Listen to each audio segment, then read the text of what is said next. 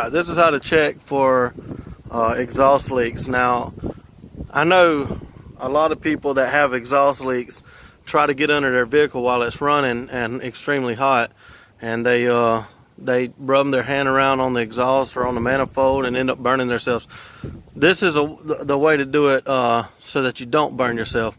Get your shop vac, run your hose back into your tailpipe. When the vehicle's cool, make sure the vehicle's been cooled off for a while and it's cold to touch. But anyways, run your pipe back into the exhaust. I stuff rags, like shop rags, around my exhaust whenever I do it. But you get it on the blower side, you turn the shop vac on, then once you get to the front, you'll hear the exhaust leak, you'll feel the exhaust leak, everything's cold to touch, so you ain't got to worry about the risk of burning yourself.